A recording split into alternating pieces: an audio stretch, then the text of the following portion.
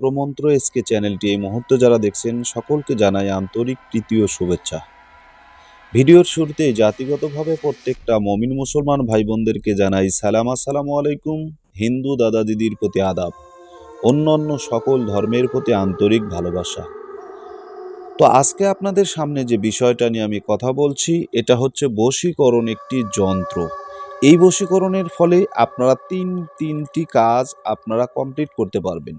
এক নাম্বার, এই যে বশীকরণ যে নকশাটা আমি দেখাচ্ছি, এই নকশাটার মাঝখানে ওই ব্যক্তির নাম লিখবেন। এই ঘরটাতে ওই ব্যক্তির নাম লিখবেন যে ব্যক্তিকে বিবাহ দেওয়ার পর স্বামীর বাড়ি যেতে চায় না, অথবা বিবাহর পরে 2-1 মাস সংসার করেছে, তারপর আর সংসার করতে ইচ্ছুক না, অথবা শ্বশুর বাড়ি থেকে পলায়ন করে এসেছে, শ্বশুর বাড়ি পুনরায় যেতে চায় না, অথবা যে মেয়ে স্বামীর সংসার করতে চায় না, মনোনীত ব্যক্তিকে সে আর পছন্দ করছে না, অথবা আপনি কাউকে মন প্রাণ থেকে ভালোবাসেন কিন্তু ভালোবাসার সেই নারী আপনাকে গ্রহণ করছে না।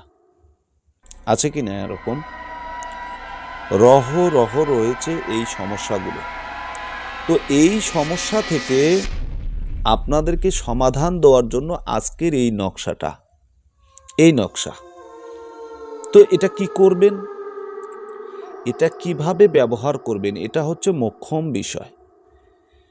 সবচেয়ে গুরুত্বপূর্ণ বিষয় হচ্ছে এটা।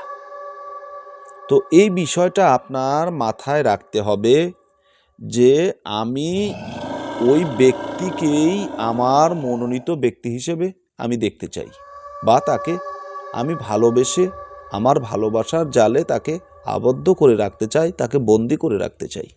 কিন্তু সে আপনার কথা শুনছে না, মানছে না। তাহলে আপনি কি করবেন? সেই ক্ষেত্রে আপনি যেটা করবেন সেটা আপনাকে এই নকশার আশ্রয় নিতে হবে।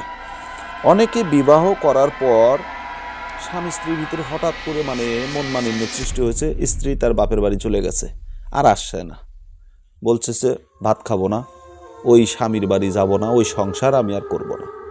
রহ এরকম ঘটনা ঘটতেছে অ্যাভেলেবেল। আজকের দিনে আমি কম করে হলেও 50টা ফোন আসছে আমার কাছে, এই একই সমস্যা।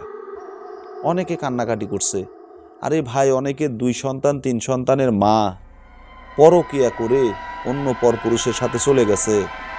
সেই স্বামী শুধু সংসার এবং বাচ্চার জন্য, সন্তানের জন্য সেই পরকীয়া করা স্ত্রী অন্যর সংসার করছে, আবার অন্য ছেলের সাথে অনৈতিক সম্পর্ক করছে, তারপরেও তার সংসারটাকে টিকানোর জন্য বাচ্চার মুখের দিকে তাকিয়ে সেই সংসারটাকে আবার জোড়ানোর চেষ্টা করছে। এরকম রহ আছে আমার কাছে। তো ভাই, এই নকশাটা আপনারা ব্যবহার করবেন। এই নকশাটা ব্যবহার করার নিয়ম কি? এই নকশাটা ব্যবহার করার হচ্ছে নিয়ম, এটাকে নাগবেলের পাতায় লিখতে হবে। ঠিক আছে? নাগবেলের পাতার উপরে এই নকশাটাকে এঁকে যে স্ত্রীলোককে খাওয়াবেন, নাগবেলের পাতায় লিখে যে স্ত্রীলোককে খাওয়াবেন, সে শ্বশুর বাড়ি স্বামীর বাড়ি যাওয়ার জন্য পাগল, অস্থির হয়ে যাবে। ঠিক আছে? অস্থির হয়ে যাবে। এটা এতটা পাওয়ারফুল। যে মেয়ে আপনার কথা শুনতে পারে না, আপনার নাম শুনতে পারেন না, আপনার প্রেমিক বা প্রেমিকা, ভালোবাসার মানুষ আপনার কথা শোনে না, আপনাকে দেখতে পারে না, আপনাকে সহ্য করতে পারে না, আপনি নাগবেলের পাতায় এই নকশাটা অঙ্কন করেন, এই ঘরটাতে তার নাম লেখেন। লেখার পর আপনি যে কোনোভাবে ডাস করে, এটাকে চূর্ণ করে, অথবা এটাকে পিষ্ট করে এর রসটা আপনি তাকে খাওয়াই দেন। ঠিক আছে? খাওয়াই দেন। সে পাগলের মতো আপনার পিছনে দৌড়াবে, দুনিয়ার সব খেয়াল তার জীবন থেকে বেরিয়ে যাবে, সে পাগলের মতো আপনার পিছনে দৌড়াবে। অত্যন্ত কার্যকারী এবং পরীক্ষিত একটা নকশা আপনাদেরকে দিলাম। সঠিকভাবে কাজ করবেন, হারাম কাজে কেউ এগুলো লাগাবেন না। তো ভালো থাকুন, সুস্থ থাকুন। চ্যানেলে নতুন হলে চ্যানেলটা সাবস্ক্রাইব করবেন।